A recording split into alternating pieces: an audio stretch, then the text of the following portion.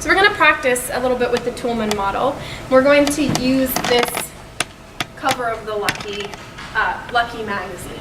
So we're going to think about, I'm going to give you a focus for your claim. So the question I want you to think about, and you're going to think about, the claims and evidence that are placed here, and also the implied warrant. There's no warrant written out here because there's not enough text for that to happen. But I want you to think about the implied warrant based on what is here.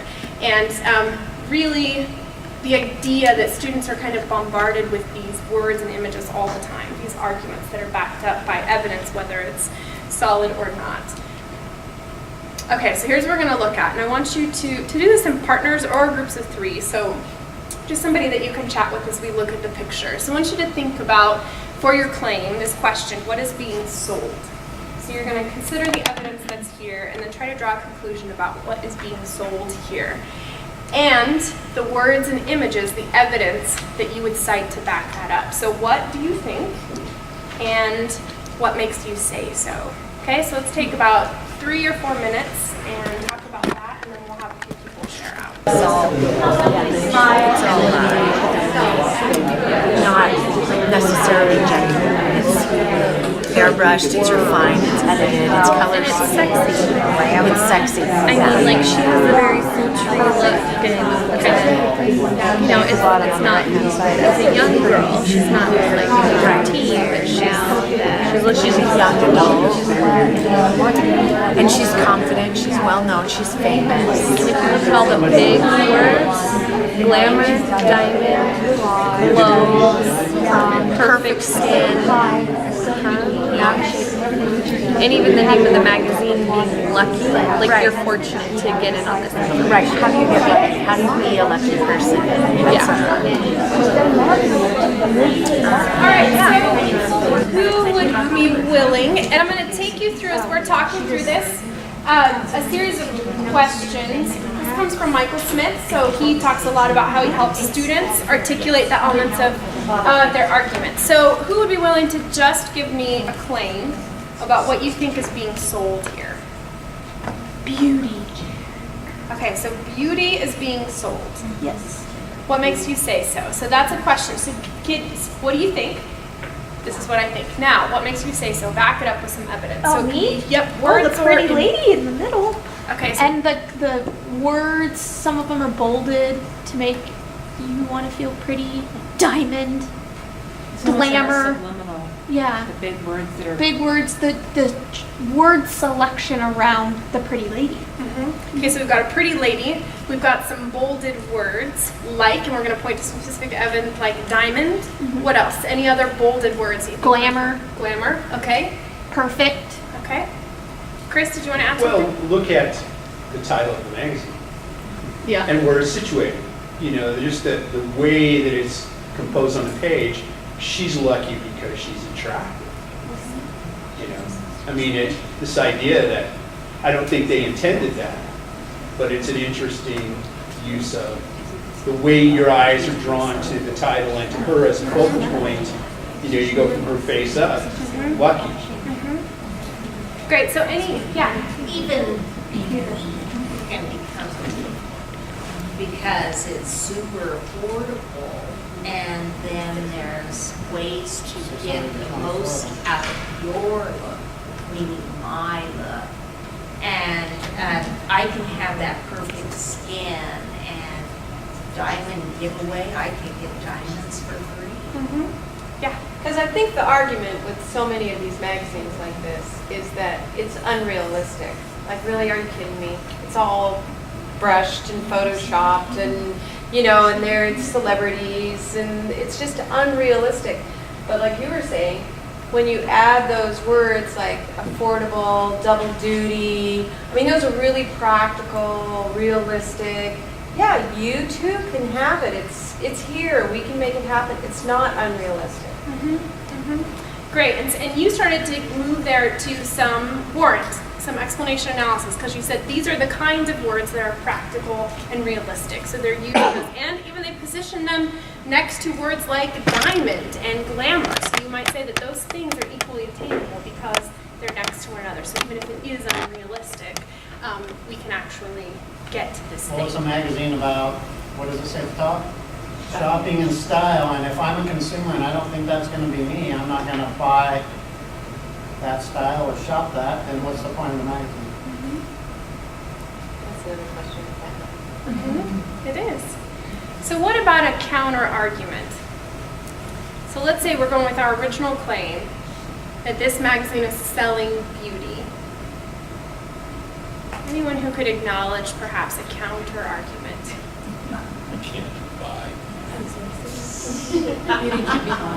Beauty is in the inside, not outside. Or that they're selling magazines, not beauty. Yeah, I mean, like, really, that's the thing that you would say. Yeah, this isn't about beauty. This is about selling a magazine. And then here are the reasons. And we would want to come back, and when we're sticking with our original line of argument, the beauty, that this is about selling beauty, but this is why it's really about this other thing, even if we acknowledge that. So we're going to talk through one more, and we won't debrief this next one, but I wanted to offer at least another perspective on this and for you to practice going through. So we're going to look at a different one here, and I'll just talk about the same thing, but what is being sold, what are the words and images, what is the rule that's attached to that evidence, what makes you say that, and then what's the counterclaim and rebuttal, what might some people say. And I pulled out, because you can't see over here on the side, so these are the words, some of the words that it says over here on the side. So take just a couple minutes and talk about here, what's being sold, and what makes you say And that. then you're gonna pee before you compete. Then there's the chance you could win or lose. And you might feel joy or despair. But no matter what, you're always on, like CNN. When I talked about composing to practice and moving from what's immediate to what's more imagined, things that are shorter to longer, moving from the oral to the written, and so now, and from visual to written text, we're going to do that now. So we practiced just a little bit, and I know it was quick, and you probably want with your students to spend a lot more time kind of fleshing out what's happening as they're making claims, backing them up, and this is just one kind of mini practice, and it is interesting for that. I mean, visuals, they're going to be interested in looking at them as data or evidence sources right away, and it's a great place to start practicing some of those elements of argumentation and helping them name those things as you're looking at them. So now we're going to transition though to look at something that's more complex, a written text that is relatively short, and so it lends itself to multiple readings, which is really nice. And I should say, it says this at the top, but I got this text and this process analysis from this really smart lady that I know from the National Writing Project. She's from Michigan. Her name is Linda Denstadt. And so she talks a lot about, for close reading,